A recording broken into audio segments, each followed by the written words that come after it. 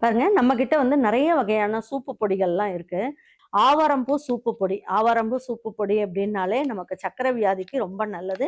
நெறைய வியாதிக்கு இந்த ஆவாரம்பூ ரொம்ப நல்லது. இது கசப்பு சுவை இருக்குன்ட்டு நெறைய பேர் சாப்பிட மாட்டாங்க. ஆனா, அந்த ஆவாரம்பூலயே நான் வந்து இப்ப என்ன பண்ணியிருக்கேன், சூப்பு பொடியா ரெடி பண்ணி வச்சிருக்கேன்.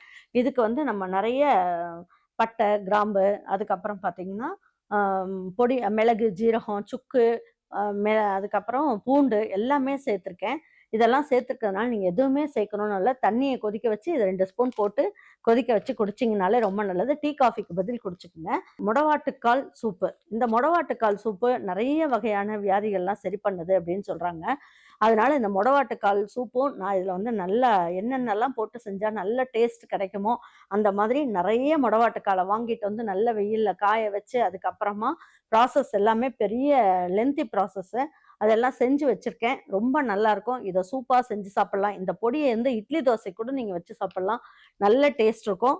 அதுக்கப்புறம் முருங்கைக்கீரை சூப்பு பொடி. முருங்கைக்கீரை சூப்பு பொடியில இதுல வந்து பாசிப்பருப்பு, கருப்பு உளுந்து, முருங்கைக்கீரை, அதுக்கப்புறம் சுக்கு, ஆம் அதுக்கப்புறம் பூண்டு எல்லாமே சேர்த்துருக்கேன் அப்படிங்கிறதுனால, இந்த சூப்பு பொடிய நம்ம கீரைய வாங்கிட்டு வந்து, நம்ம பிச்சு நல்லா கொதிக்க வச்சு நம்ம குடிக்கணும்னு அவசியம் இல்ல.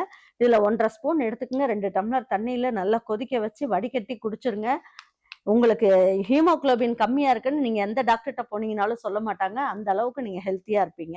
அதுக்கப்புறம் கருப்பு கவுனி அரிசி சூப்பு. இது வந்து பார்த்தீங்கன்னா, கருப்பு கவுனி அரிசி சூப்பு வந்து ரொம்ப வெயிட் லாஸ் பண்ணணும்னு நெனைக்கிறவங்க இத குடிக்கலாம். அதாவது ஒரு வேளை டிஃபனுக்கு பதில் கூட இத குடிச்சுக்கலாம். இது வந்து சுகர் பேஷண்ட்டும் சாப்பிடலாம். ரொம்ப நல்லது. கண்டிப்பா இத ட்ரை பண்ணி பாருங்க. இது மாப்பிளை சம்பா சூப்பு மிக்ஸ்.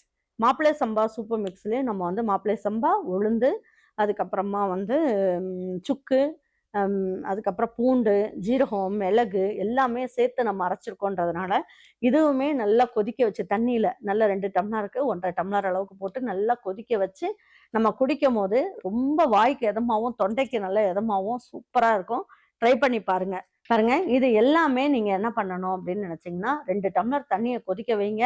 இதுல 2 ஸ்பூன் டேபிள் ஸ்பூன்ல 2 ஸ்பூன் அளவுக்கு போடுங்க.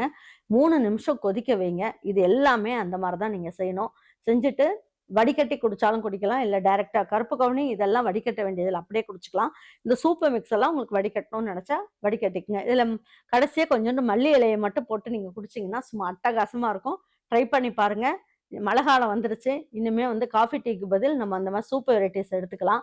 எல்லாமே ஹெல்த்தியானது. வேணுன்றவங்க வெப்சைட், WhatsAppல ஆர்டர் பண்ணி வாங்கிக்கங்க.